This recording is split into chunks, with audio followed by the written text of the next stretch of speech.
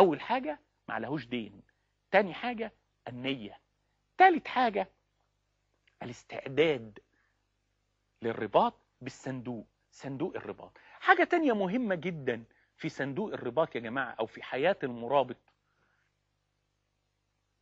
الجيش. محدش يزعل مني،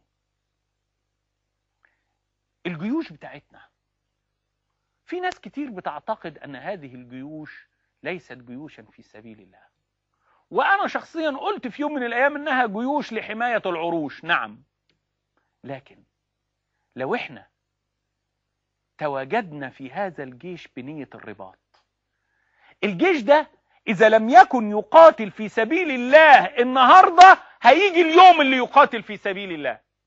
جيش أي دولة مسلمة مهما كان حاكمها ومهما كان نظامها، إذا لم يكن يقاتل في سبيل الله اليوم سيأتي اليوم الذي يقاتل فيه في سبيل الله. فلا بد أن تستحضر النية. ضباط الجيش والناس والجنود والمتطوعين استحضروا نية الرباط، واللي بيخدموا خدمة مؤقتة للناس اللي بيدخلوا الجيش، اوعى تهرب من الجيش. التهرب من الجيش فرار من الزحف، التهرب من الجيش حرام. اخذ استخدام الواسطة ولا الرشوة علشان تخرج من الجيش حرام. الجيش اللي موجود في بلادنا وفي بلاد المسلمين الآن فرض عين عليك. لو انت عسكري ومتخرج اوعى تهرب من الجيش. لو انت ضابط ولا شويش ولا عريف استحضر نية الرباط. هتتعلم لو انت مرابط وهنروح نقاتل، هتتعلم ضرب النار فين، هتتعلم تركب دبابة ازاي، هتتعلم تضرب مدفع ازاي، الكلام ده كله استغله في الجيش. اعرف احد الدعاة المشهورين، طلبة العلم المشهورين اللي بتسمعوا لهم، اعرف احدهم لما دخل الجيش جاب واسطة علشان يدخل سلاح الصاعقة. جاب واسطة عشان يدخل الصاعقة، ايوه، وما نزلش وكان في الجيش بتاعه دخل الصاعقة ومرابط وما كانش بيجيب واسطة عشان ينزل اجازة ولا اي. كل الضباط اللي كانوا معاه استغربوا جدا، كل الناس بتجيب واسطة عشان تنزل اجازة، عشان تخرج من الجيش، عشان تروح سلاح مريح. هو ما عملش كده. ليه؟ علشان كان في عهد بينه وبين شيخه. شيخه قال له لما تدخل الجيش، ادخل سلاح يعلمك الرجولة وتتعلم فيه فنون القتال، علشان لما تبقى مرابط ويناديك ولي الامر للقتال تنطلق ملبيا في سبيل الله. دي حياة المرابط. حياة المرابط ان يؤقلم اهله ويؤقلم زوجته وابنائه وبناته وامه وابوه على انه ممكن في يوم من الايام يخرج. ما يخليهاش مفاجأة يا جماعة، علشان الاهل، الزوج والزوجة او الزوجة والام والاب والابناء، دول اكتر ناس بيشدوك في الارض، اكتر ناس مثبطين ليك.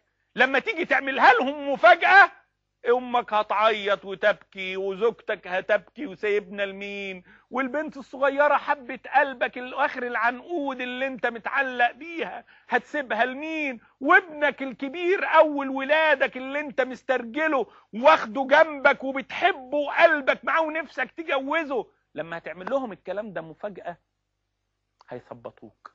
لازم تخليهم مستعدين. يعني ايه مستعدين؟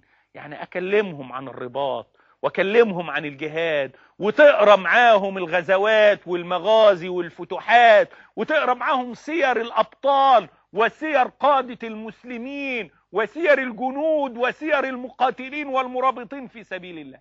لابد ان تهيئ اهلك للرباط وللجهاد وللانطلاق في سبيل الله عز وجل.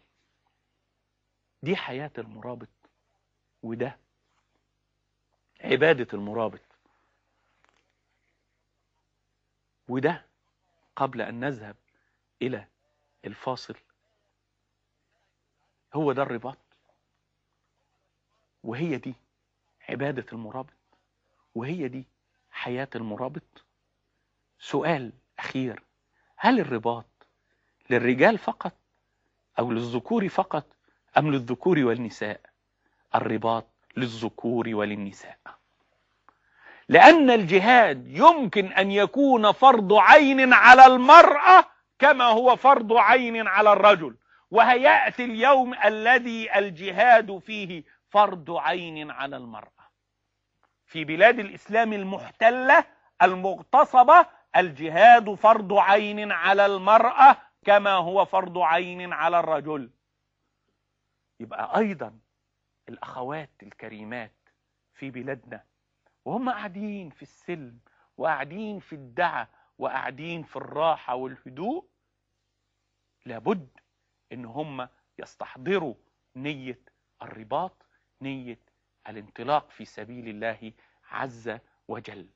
يبقى الرباط هو استحضار النية للقتال والاستعداد للقتال وأخذ الأهبة للانطلاق وانتظار الأمر بالجهاد أو بالقتال من ولي الأمر، فإذا صدر انطلقت ملبيا في سبيل الله. من مات مرابطا في سبيل الله أجري عليه عمله الذي كان عليه، أجري عليه رزقه. أمن الفتان قيل له ادخل الجنة من أي باب شئت، رباط يوم وليلة في سبيل الله خير من الدنيا وما عليها. رباط يوم في سبيل الله كصيام شهر وقيامه. خير الناس هو المرابط، رجل ممتطيا صهوة جواده آخذا بعنان فرسه شاهرا سيفه يصغي السمع يمينا ويسارا ينتظر صيحة هنا أو هيعة هناك فينطلق ملبيا في سبيل الله. هذا هو المجاهد أو المرابط. المرابط لا بد أن يكون له عبادات خاصة وحياة خاصة. عبادات المرابط 5. عبادات المرابط: الرباط الأصغر الذي هو الصلاة على أوقاتها. من لبى حي على الصلاة لبى حي على الجهاد. من تقاعس عن حي على الصلاة تقاعس عن حي على الجهاد. من أمات حي على الصلاة أمات حي على الجهاد. الصلاة على أوقاتها، لا يزال لسانك رطبا بذكر الله. قيام الليل شرف المؤمن. صيام الاثنين والخميس. وردك مع القرآن تلاوة وحفظا. الأنفال، محمد، الفتح. هي دي عبادة المرابط لينا ولولادنا، ونعلمها لولادنا وننشأ عليها ولادنا. حياة المرابط أولا حياة بلا ديون، معلكش دين. نية الجهاد دائما. صندوق المرابط، الصندوق بتاع الرباط. اوعى تهرب من الجيش، اوعى تهرب من الجيش. انت في الجيش بتاع بلدك مرابط في سبيل الله. تقييم او تهيئة اهلك وبيتك وناسك للجهاد، ولان انتوا كلكم ممكن في يوم من الايام تكونوا مجاهدين. حاجة اخيرة لم اذكرها في حياة المرابط، وهي عدم محبة الدنيا.